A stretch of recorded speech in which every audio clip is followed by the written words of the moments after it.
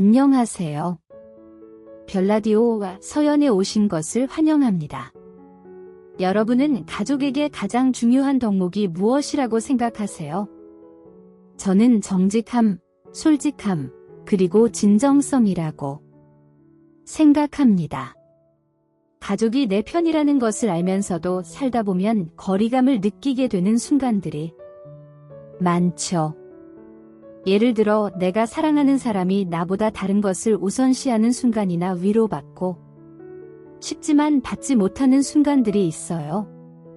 하지만 이런 모든 상황을 이겨낼 수 있는 힘은 정직함, 솔직함, 그리고 진정성에서 나온다고 믿습니다. 적어도 서로를 존중하는 마음이 있다면 나머지 문제들은 곧 지나갈 사소한 일에 불과할 테니까요. 그래서 결혼할 때도 저는 이러한 가치를 매우 중요하게 생각했습니다. 태어난 가족은 선택할 수 없지만 남편 같은 후천적인 가족은 내가 고를 수 있으니까요. 남편과 결혼하게 된 이유도 바로 이거였어요.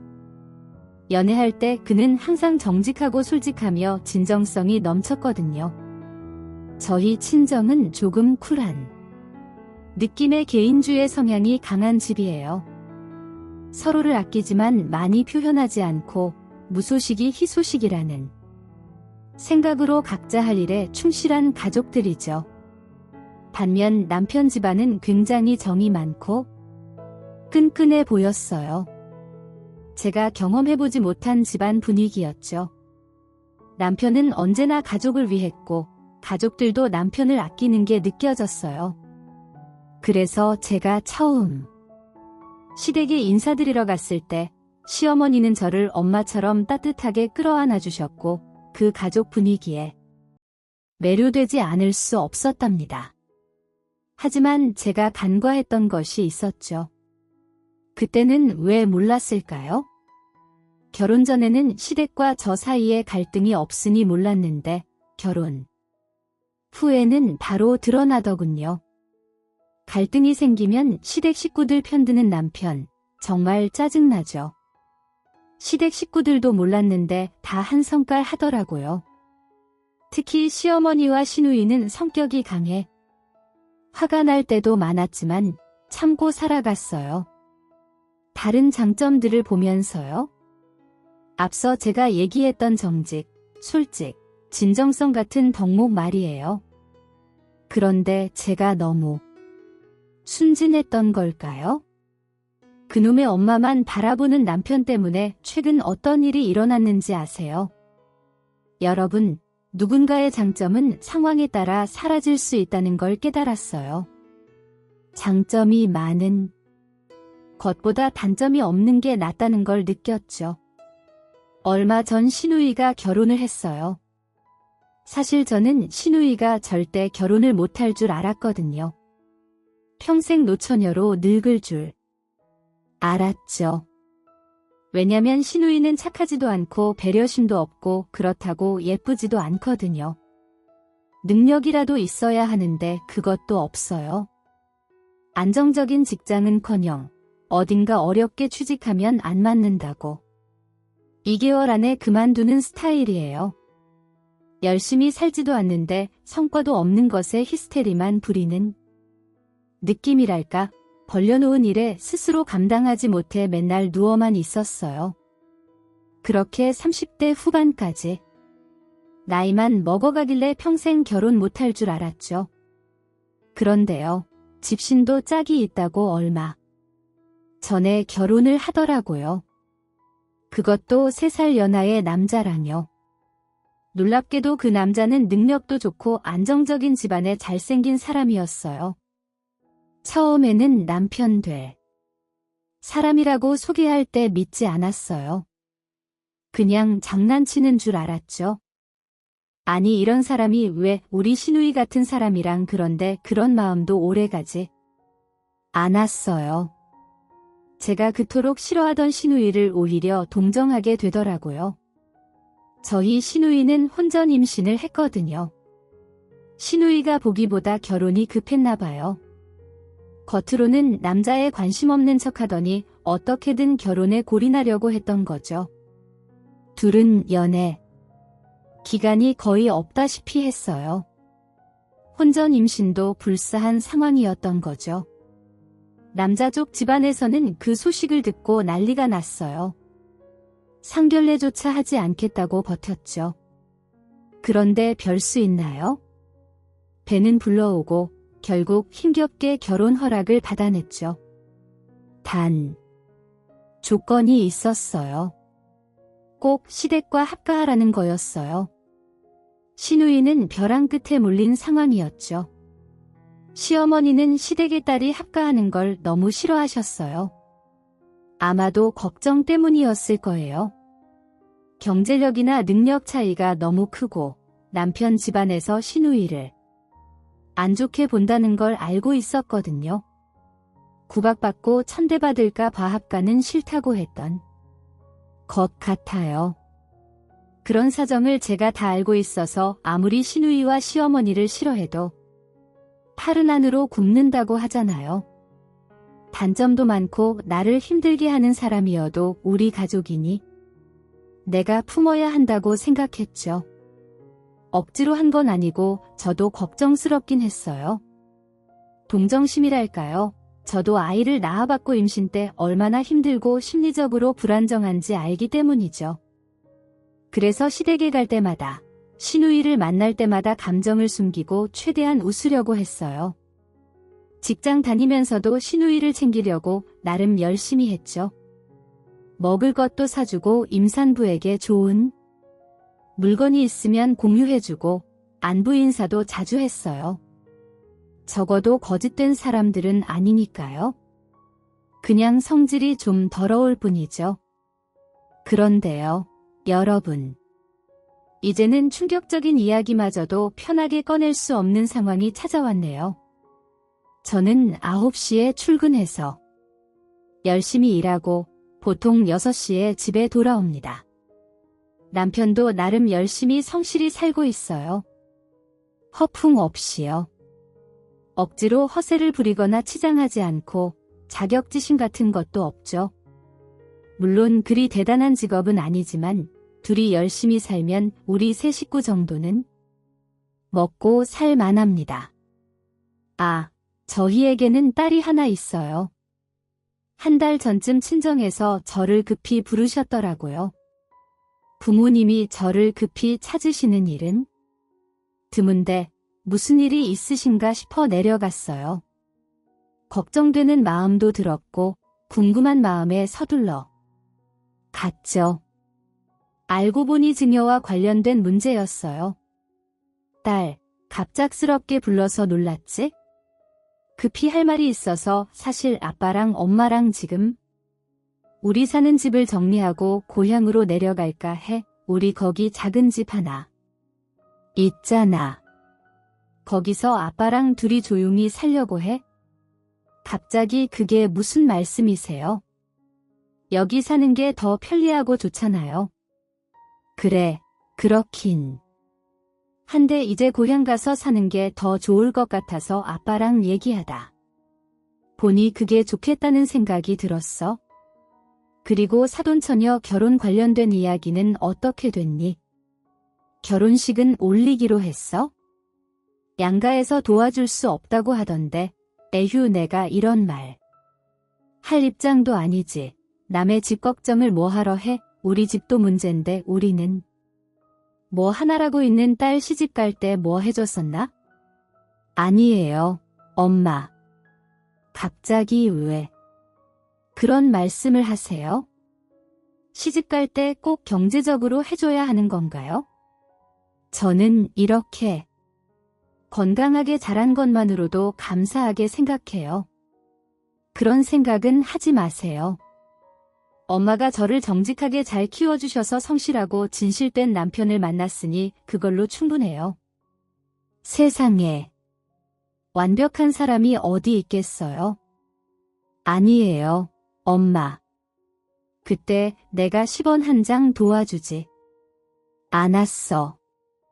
너희가 여지껏 그 좁은 집에서 지내는 거잖니? 그 생각만 하면 자다가도 한숨이 절로 나와. 그것도 부모 속 썩이는 거야? 엄마 입장에서 생각해줘서 고마워. 그래도 이번에 못해준 결혼 비용이라도 이제 해주고 싶어. 여기 부동산 해놨으니까 팔면 어느 정도 우리 딸 살림에 보탬이 될 거야. 꼭 받아야 한다.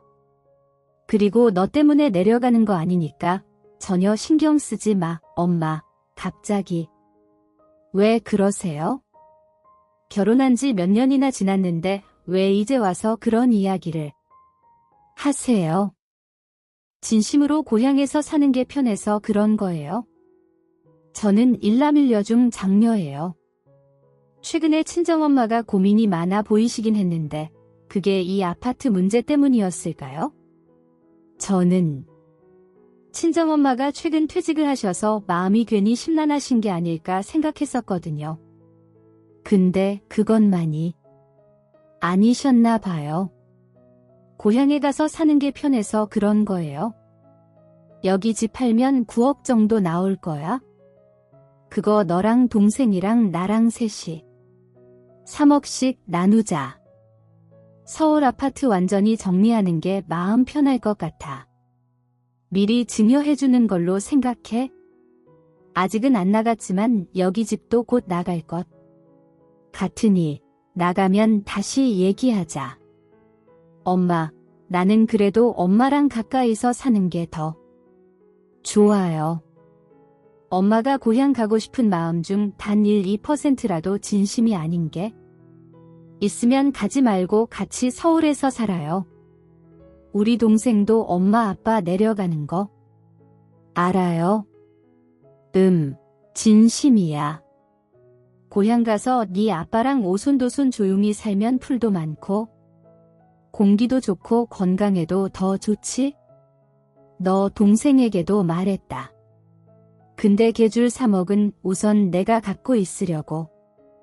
사랑하는 여자 찾아서 결혼하면 그때 살림에 보태라고 줘야지. 지금 줘봐야 너는 이미 결혼했으니까 어디에 쓸지 한번 곰곰이 생각해봐. 삶의 질을 올릴 수 있으면 한다. 일단 알겠어요, 엄마. 엄마 의견 존중할게요.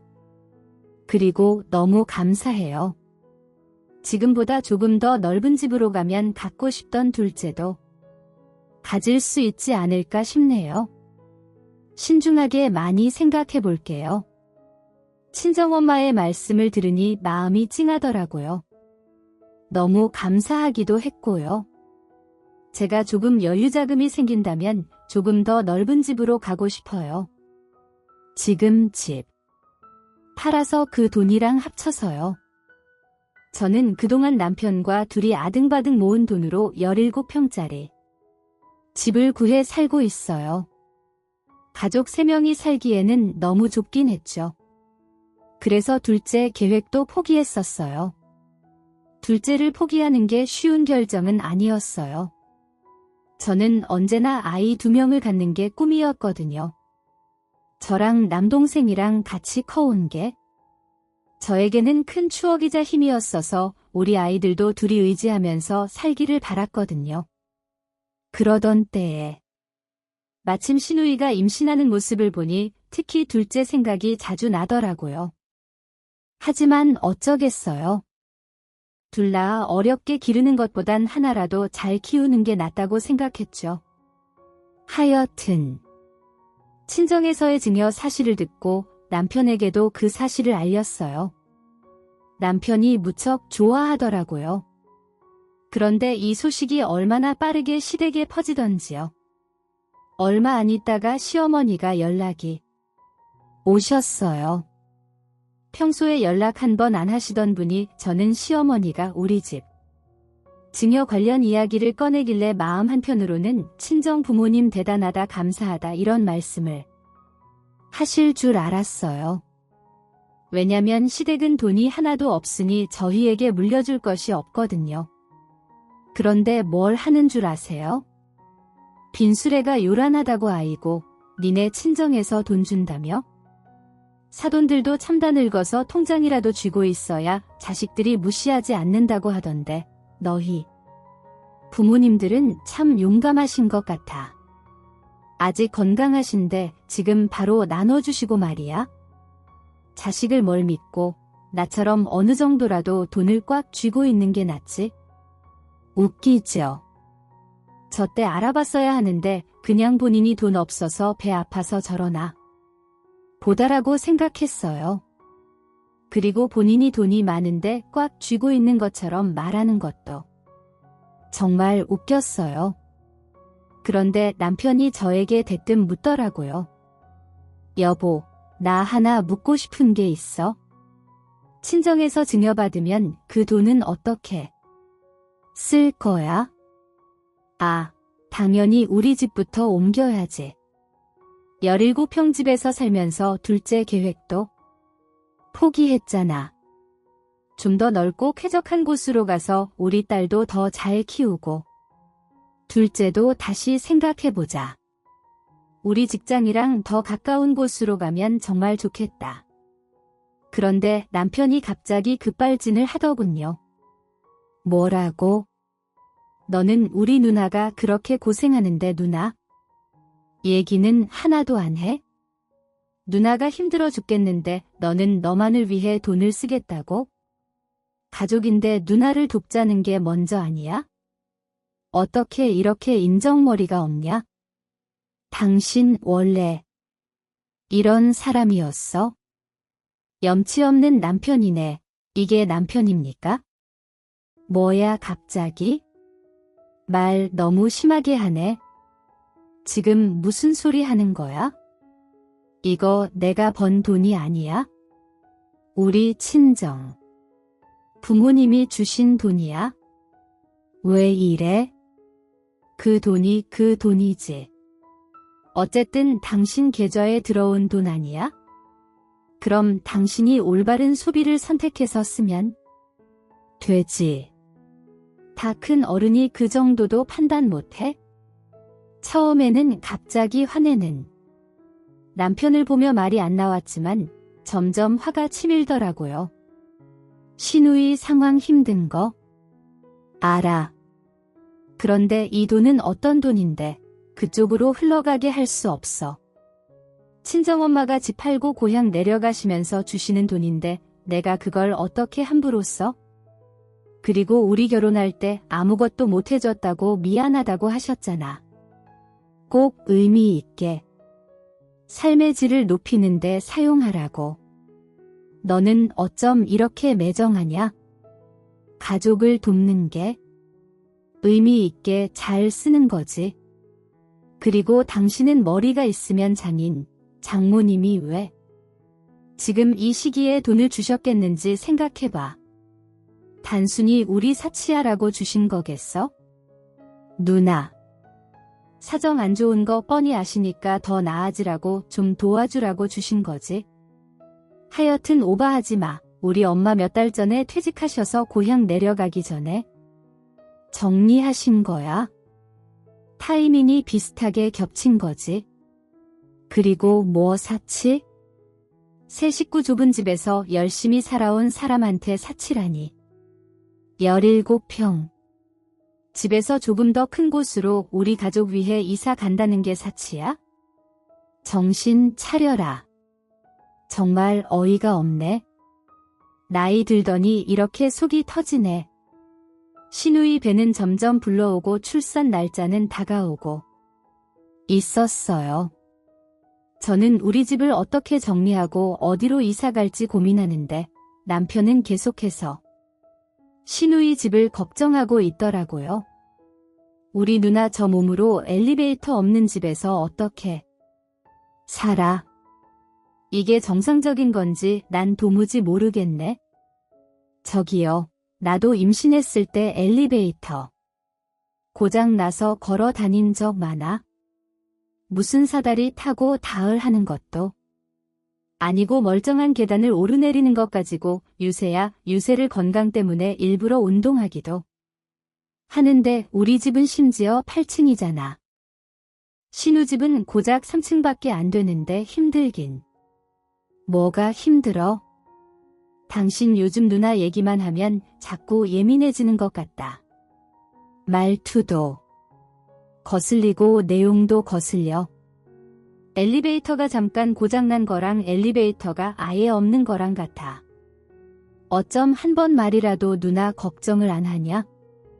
내 말에 꼬투리 잡기. 바빠가지고 아주 예민한 건 당신이야 알아. 그리고 우리 친정에서 증여해준다는 얘기. 듣고 당신 되게 변했어. 온통 신경이 너 누나한테만 가 있다고 니네 엄마가 준. 돈도 아닌데 그 돈으로 왜 이리 유세를 부리냐 뭐라는 거니? 됐고 다. 필요 없어. 우리 누나 저 몸으로 출산까지 잘 할 수 있을까 모르겠다. 혹여나 무슨 일이 생기면 당신 각오해라. 참나 내가 왜 각오를 하냐 기가 막히네. 내가 신우이의 엄마야 이모야 동생이야 뭐야? 내가 뭔 상관인데 남편이. 저렇게까지 걱정하게 된 것에는 신우의 체중이 엄청나게 불어버린 탓도 있습니다. 입더디 하느라.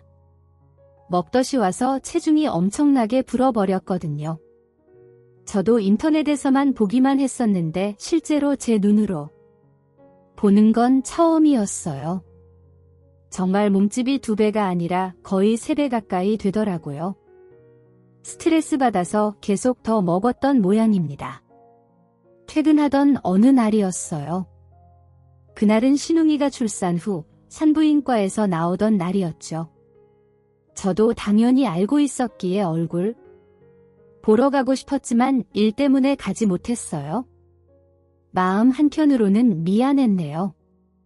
하지만 뭐 신우이가 본인 친정 그러니까 우리 시댁에서 산후조리 한다고 하더라고요. 그래서 퇴근하고 시댁으로 가면 되겠다 생각했죠. 그날 아주버님이 급한 출장 일정이 겹치셨어요. 그래서 시어머니 혼자 신우이를 케어할 걸 생각하니 힘들겠거니 생각했죠. 그리고 신우이 시댁에는 친정엄마가 케어해주는 귀한 딸이라는 이미지를 만들려는 의도도 좀 있는 것 같더라고요. 너무 보여주기식 아닌가 생각했지만 뭐 그건 그럴 수 있다고 생각했네요.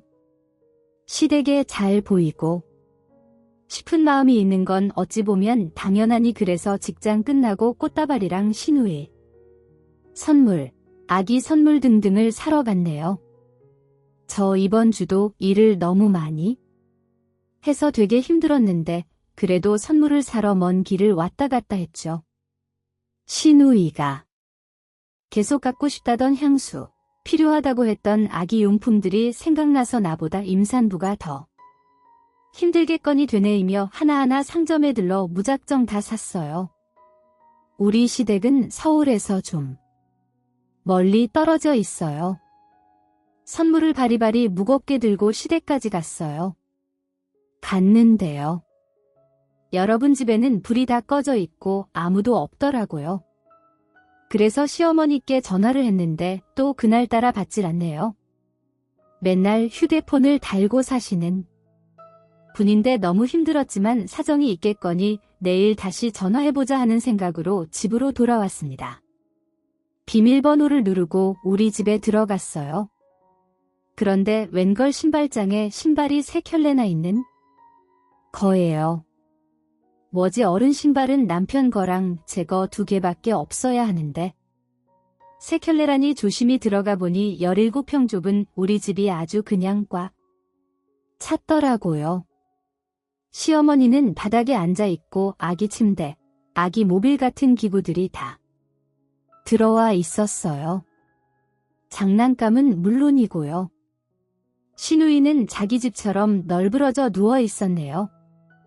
거기에 우리 남편까지 있더군요. 뭐지 잠시 놀러 올 수는 있겠지만 가구까지 다 가져온 건 뭐지라는 생각이 들었어요. 그래도 먼저 안부를 묻는 게 예의다 싶어서 반갑게 인사를 했죠. 수고 많았어요. 퇴원하느라 고생 많았죠. 제가 일 때문에 지금에서야 얼굴 보네요. 그런데 시댁으로 바로 가서 산후조리 한다고 하지? 안 왔어요. 일 끝나고 이것저것 주려고 사서 시댁에 갔다 왔는데 아무도 없더라고요. 그런데 다 우리 집에 와 있네요. 아, 엄마 집은 너무 멀잖아요. 아기 키우기도 비었고 그래서 여기로 왔어요. 근데 혹시 뭐 문제 있어요? 옳게. 표정이 왜 그래요? 저의 인사는 듣는 신용도 안 하고 왜 여기 왔냐는 말에만 대고 하네요. 남의 집에 왜 말도 없이 왔냐고 물었더니 자기가 힘들어서 왔는데 뭐 더 할 말이 있냐라고 파워당당하게 대꾸하는 이 상황이 여러분들은 납득되시나요? 그래도 여기는 엄연히 저희 식구가 사는 곳인데 말씀은 하고 오셨어야 하는 거. 아니에요. 그리고 집 있으시잖아요. 아주머닌 출장 갔으니 집 가서 푹 쉬시면 돼. 텐데 왜 굳이 여기로 와요? 저도 일하고 와서 너무 피곤한데 제 공간에 이렇게 들이닥치시면 어떡해요. 옳게 참 말 섭섭하게 하네요. 그리고 그냥 우리 집으로 가서 엄마 케어 받을까도 생각했는데 생각해보니 우리 빌라에 엘리베이터가 없어서요. 제가 몸 관리를 해야 하는데 엘리베이터가 없으면 힘들잖아요. 아이도 매번 안고 걸어야 되고요. 순간 화가 많이 나더라고요. 엘리베이터 없는 게 요새예요. 누구는 임신 안 해봤나? 원래 같으면 큰 소리로 화를 냈겠지만 아이가 자고 있어서 조용조용 말했네요. 제가 조용히 말하니 저를 만만하게 본 걸까요? 시어머님이 한술 더 뜨셨어요. 그놈의 가족끼리 나는 뭐 가족 아닌가요? 망할 놈의 집구석이야 가족끼리 그 정도도 이해 못해주니. 그리고 이 집 곧 비워지는 거 아니야? 뭐하러 아이를 데리고 이 집 저 집 왔다 갔다 해. 그냥 여기 정착하면 되지. 그래서 그냥 아이용품들 다 가지고 여기로 곧장 왔다. 뭐 불만 있니? 그게 무슨 소리예요? 여기를 왜 비워요? 우리가 남편이 옆에서 말하더군요. 당신이 조만간 이사 가고 싶다면서 이 집 팔고 다른 넓은 집으로 이사 가자고 나한테 계속 이야기했잖아. 아니, 이 집 팔고 판 돈으로 합쳐서 이사를 가자는 거지. 우리가 돈이 어딨어? 그리고 우리가 집을 두 개 갖고 있을 여유가 있어? 아이고 두야 며느리야 너는 지금 이 상황을 보고도 더 넓은 집으로 옮기고 심리 서로서로 도와야지. 너 진우이 지금 아기 낳고 저렇게 힘든 거 안 보이냐고. 그냥 대충 너 직장 가까운 곳으로 이사 가면 되지. 어머니 그럼 어머님이 지금 살고 계신 그 집 팔고 도와주세요. 딸인데 그 정도도 못 해주시나요? 어머니는 가만히 있으시면서 왜 저만 시키세요? 제가 도대체 왜 그렇게 해야 하는데요? 저에게 무슨 의무가 있는데요? 우리 집은 팔아봐야 돈도 얼마 못 받는다. 그리고 내가 우리 동네에 친구가 얼마나 많은데 내가 어디가 나중에 더 나이 들면 친구밖에 없는데 너가 나 책임질 거야? 됐고요. 당장 다 나가세요. 이렇게 불쑥 찾아오시는 건 경우가 아니죠. 상식에 어긋나는 말을 너무 당당하게 하고 계신 거예요. 어머니 엄마가 되셔서 딸을 가르치지는 못할 망정 앞장서고 계시면 어떡해요. 썩 다 나가세요. 싫다.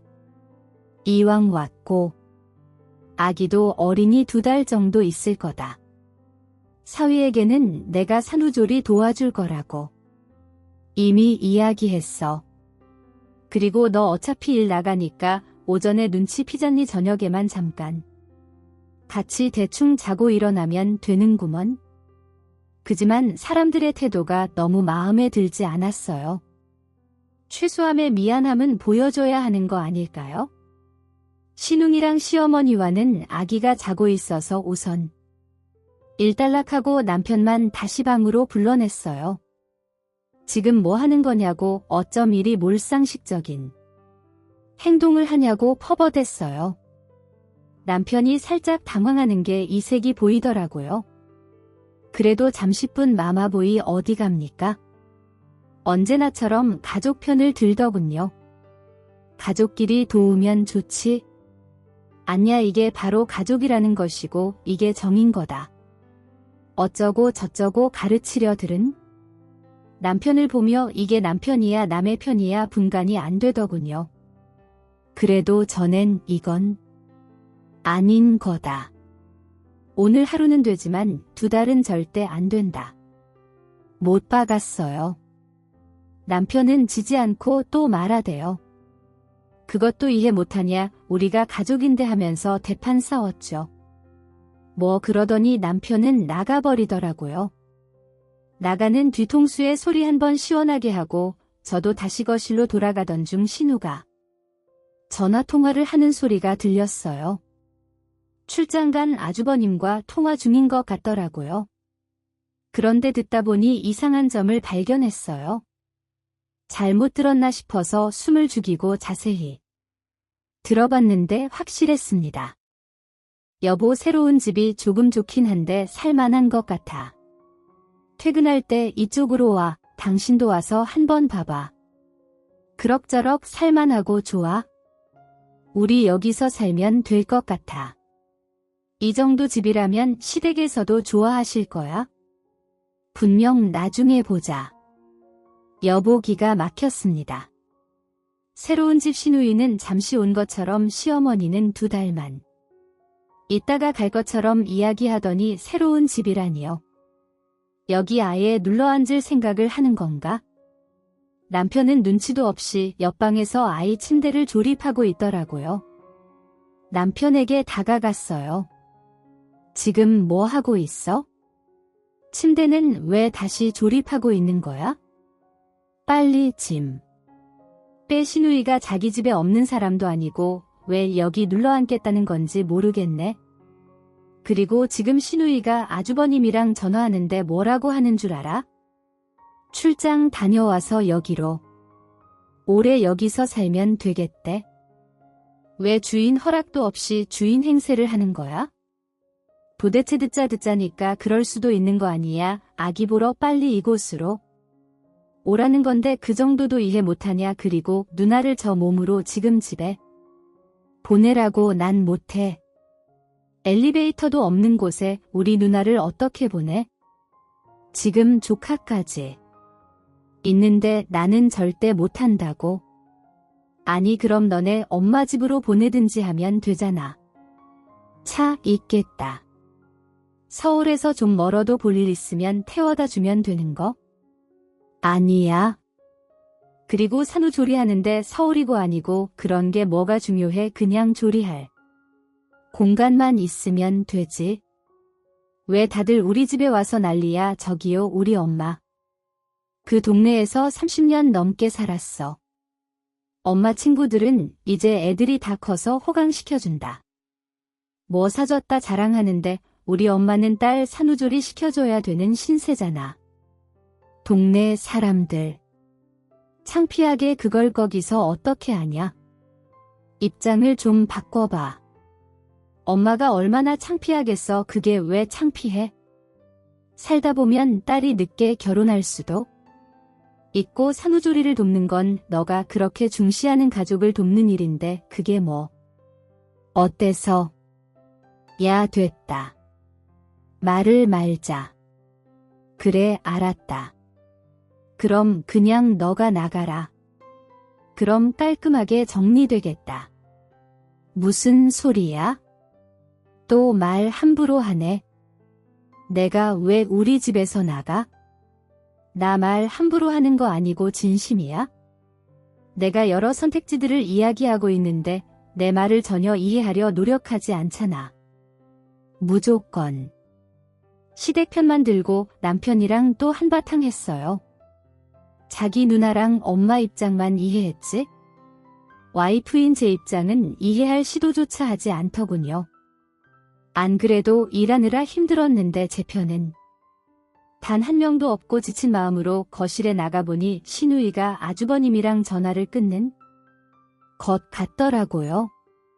가서 말했죠. 아까 통화를 우연히 듣게 됐는데 아주 여기서 눌러앉을 생각이냐 아주버님까지 출장 갔다. 와서 여기로 오라고 이야기하는 건 뭐냐?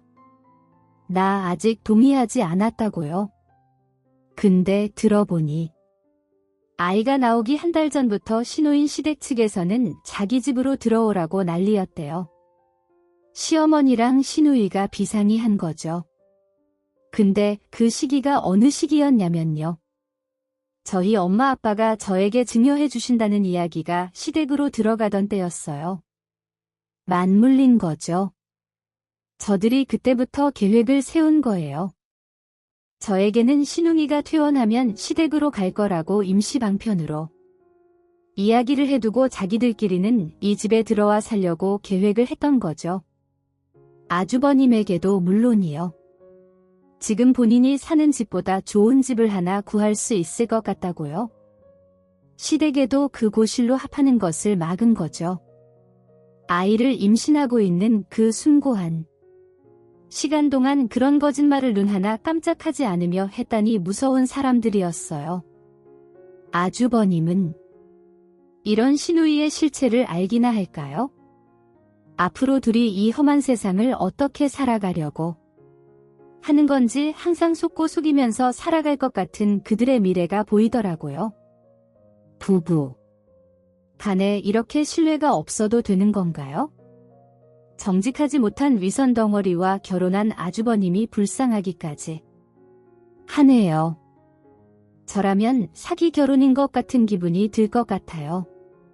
그래서 저 시누이와 시어머니에게 다시 한번 따졌어요.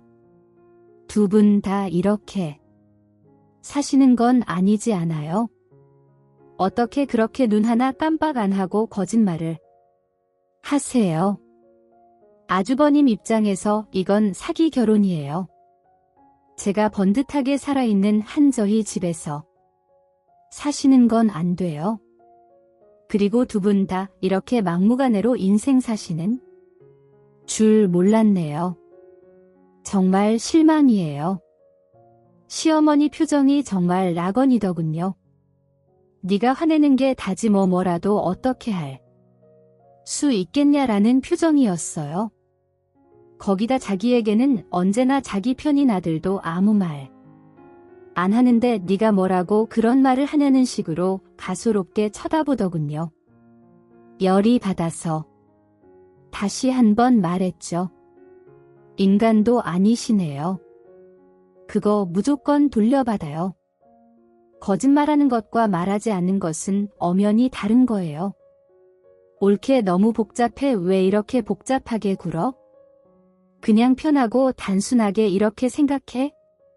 우리 집은 엘리베이터가 없잖아. 그래서 온 거라고 몇 번을 말해? 복잡한 거 싫어하고 대충대충 이기적으로 생각하는 거 외에는 할 수 있는 게 없는 우리 시누이 머리도 나빠서 더 이상 말 섞는 것도 힘드네요. 수준 떨어지는 것 같고요. 더 이상 저도 화를 내지 않기로 했어요. 어차피 조만간 안 볼 사람들이니까요. 그래요. 엘리베이터가 없고 뭐고 다 필요 없고요. 우리 집도 조만간 남편이 없어질 거라서요. 당장 나가세요. 이 말을 하자 시어머니가 오랜만에 반응하더군요. 남편이 없어진다니 그게 무슨 소리니? 너는 남의 귀한 아들을 그런 식으로 시어미 앞에서 천대하는 듯한 표현을 써도 되는 거야? 부모님이 그렇게 가르치셔서 못돼 먹은 아주 못 배운 아이구나 됐고요. 본인 자식들보다 훨씬 낫고요. 어머님 아드님이랑 방금 전에 이혼하기로 했답니다. 이 집에서 나가라고 했어요. 더 이상 이 집구석에서 어머니 안 봐도 되니 이거 참 몇 배로 더 기쁘네요. 이 집은 당장 내일 부동산에 가서 팔아버릴 거니까 알아서들 하세요. 팔긴 뭘 팔아? 여기서 딸이랑 사위 계속 살 거야? 절대 못 팔아. 이사 갈 거면 가는 거지. 이 집을 왜 팔아? 지금이라도 확실히 아세요? 이 집은 없어지는 집입니다. 그리고 이거 직구할 때 반반 결혼했으니까 도움받으려면 이혼 끝나고 아드님께 잘 빌붙으세요. 빌붙이라니 너 정말 앞으로 나 어떻게 보려고 하니? 나는 당신들이랑 인연 끊습니다. 이런 식으로 무개념하고 몰상식한 곳에서 참고 지낼 일만의 이유가 전혀 없으니까 그리고 밖에서 담배 피고 있는 남편에게 가세요. 확실히 이혼 이야기를 꺼내려고요. 말도 섞기 싫었지만 그래도 다가갔네요. 그런데 통화를 하고 있더라고요. 가까이 갔는데도 제 인기척을 전혀 느끼지 못하더라고요. 자세히 들어보니 아주버님과의 통화였어요. 신우이랑 방금 전에 전화하고 이번엔 남편이랑 대화를 하고 있었나 봐요. 남편 얼굴에 웃음꽃이 피었네요. 서로 고맙다 뭐다 생쇼를 부리고 있더라고요. 그런데요. 가만히 듣다 보니까 제가 또 이상한 말을 들었어요.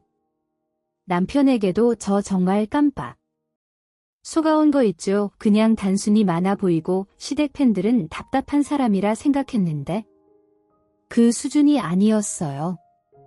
시누이와 시어머니 못지않은 가족 사귀던 멤버였더라고요. 집이 엄청 크지 않아도 제가 깨끗하게 잘 썼으니까 살기에 불편함은 없을 거예요. 우리 세 식구도 여기서 잘 살았답니다.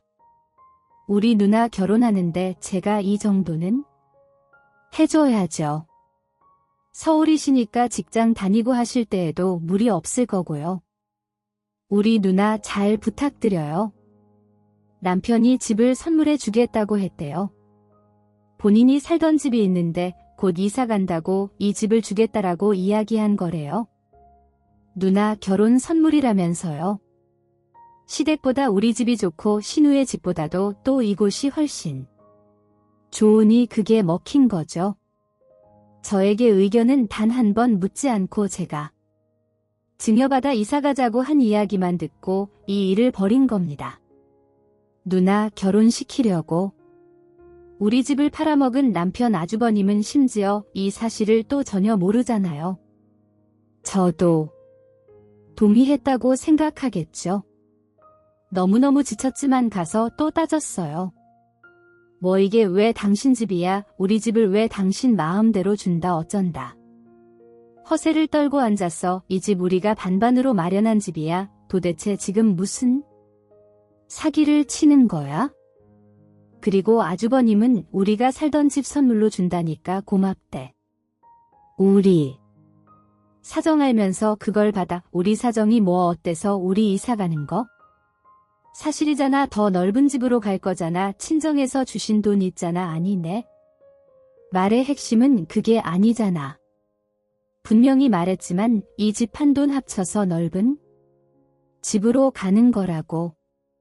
그럼 아주버님은 친정에서 증여받은 돈으로 우리 이사 가는 것도 알면서 이 집을 넙죽 받으시겠다는 거야? 아니 모르지. 당연히 그렇게 말하면 받으시겠니? 그냥 내가 돈 벌어서 이사 가는 거라고 했어. 뭐 네가 무슨 돈을 벌어 월에 200도 못 받는 회사원이 그걸 믿어 사업한다고 했지. 내가 뭐 내 직업까지 솔직하게 말해줘야 돼. 얼마까지 버는지 말해줘야 하냐고. 그런 얘기다. 솔직하게 했다간 우리 누나 시집 절대 못 가. 몇 년간 쌓아온 신뢰가 와장창 다 깨져버렸습니다. 분명 우리 남편은 돈 없고 능력 없는 사람이었지만 정직함, 성실함, 솔직함 하나는 확실한 사람이었거든요. 그거 하나 보고 결혼했는데 이렇게 대대적으로 거짓말을 당당하게 치는 남편이었다니 제가 아주버님이 사기 결혼 당했다고 걱정할 때가 아니었던 거죠. 정말 사기 결혼 당한 건 바로 저였어요. 그게 아니라면 이 집안 사람들은 결혼할 때 사기치는 게 전통이자 필수인가 봐요. 이렇게 자격지심이 있고 허풍과 드러내기 좋아하는 사람이 오랜 시간 동안 나에게 이미지 메이킹을 해왔다니 정말 말로만 듣던 가족. 사기단이었네요. 있던 마지막 정도 다 떨어졌습니다. 목적을 위해 살아가는 사람들이 얼마나 무서운지 온몸으로 느꼈어요. 신우의 시어머니 그리고 남편을 통해서요. 이들은 자기의 목적, 예를 들어 결혼 같은 큰 목표를 위해서라면 사람을 이용하는 것에 일말의 죄책감도 없더라고요. 그 길로 바로 이혼했어요. 일사천리로요. 남편과 시댁에서는 대화해보자고 했지만 타협은 없었습니다. 이혼한 지금 저 살판납니다. 이제야 저를 온전히 회복한 것 같아요. 이혼 후의 삶은 구체적으로 어떻냐고요? 우선 이혼하면서 재산 분할도 받았고 위자료까지 싹 다 받아냈습니다. 돈도 더럽게 없는 전 남편과 시댁이었지만 있는 거 빡빡 긁어서 다 받아왔어요. 저 잘했죠? 그리고 위에 새 식구 살던 집도 팔았어요. 그 돈으로 저는 회사 근처에 집을 얻었고 제가 자리 잡을 때까지는 한동안 부모님이 우리 딸 봐주시기로 했답니다. 이혼할 당시의 딸 때문에 조금 망설인 건 사실이지만 딸이 비도덕적인 가족 아래에서 잘하는 것보다는 반듯하게 잘하는 게 좋다고 생각해서 그냥 결단력 있게 행동했어요. 우리 딸에게 빈자리가 느껴지지 않도록 제가 더 노력해야죠. 아, 그리고 우리 부모님이 고향에서 우리 딸 봐주시는 거냐고요? 아니에요. 제가 부모님께 계속 얘기했어요. 그냥 자식들 근처에서 지내시고 고향에 내려가지 마시라고요. 친정엄마는 본인이 퇴직하고 자연이 좋아서 고향으로 돌아가시는 것처럼 저에게 얘기하셨지만 알고 보니 그게 아니더라고요. 저를 위해서 그 결정을 하신 거였어요. 신웅이가 좋은 집에 시집가서 아이까지 임신하는 모습을 보시면서 어머니가 괜히 마음이 안 좋으셨던 것 같아요. 물론 신우이가 무탈하게 결혼한 건 아닌 건 알고 계셨지만 그럼에도 괜히 저희 신혼초 때가 생각나시고 한 것 같더라고요. 그래서 부모님 원래 파시려던 집 안 파시고 원래 사시던 집에서 사시기로 했답니다. 저는 우리 집 한 돈으로 저 혼자 살 집 구한 거고요. 진짜 가족은 이런 거 아닐까요? 서로 힘들 때 위해주는 마음이 있어야 하는데 우리 시댁 집구석은 위해주기는커녕 본인 살기 바쁜 사람들이었어요. 몰랐네요. 처음에는 시댁 식구들의 것 포장지만 보고 우리 집보다 훨씬 따뜻한 집안이라 생각했는데 역시 사람은 겉모습보다는 내면이 중요한 것 같습니다. 상대적으로 우리 가족이 더 개인주의라고 생각했는데 부모님과 가족에게 참 죄송하네요. 제가 아직 사람 보는 눈이 좋지 않나 봅니다. 이혼하고 얼마 안 돼서 전 남편에게 전화가 왔더라고요.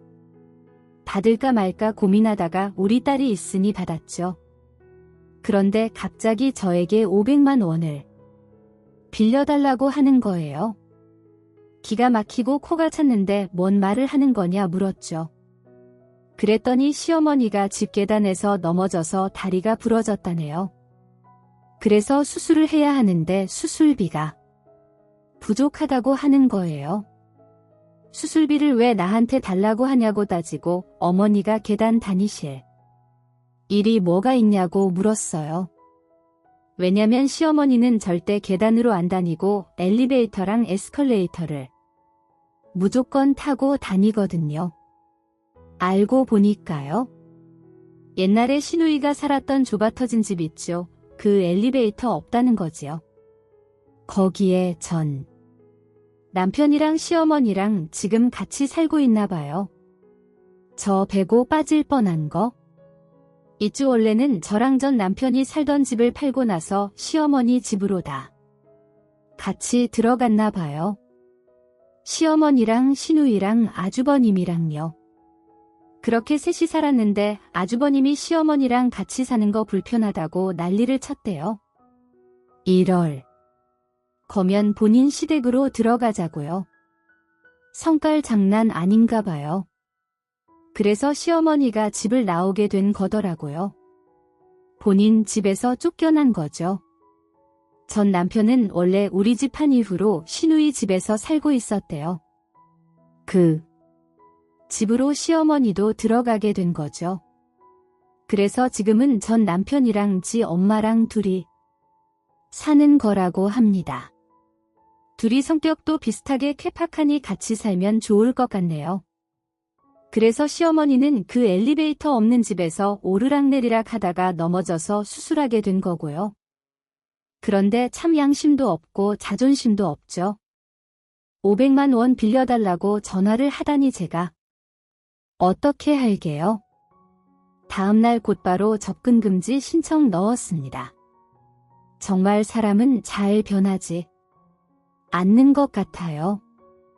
돈이라면 그 어떤 것도 해내는 우리 전 남편 아무쪼록 시어머니와 신혼살림 잘 꾸리길 바라는 마음입니다. 샘통이네요. 여러분 주변에 돈 밝히는 사람이 있으면 제발 주의하세요. 돈 밝히는 사람들은요 절대로 얼굴에 돈 붙여놓고 접근하지 않더라고요. 아주 천천히 점점 스며들면서 돈을 뜯어가려고 합니다. 처음에는 순진한 얼굴로 가까워지려고 할 수도 있어요. 그런데 작은 것들이 단서니까 꼭 놓치지 말고 손해보지 마세요. 돈에 미친 사람들은 그 어떤 것도 해내요.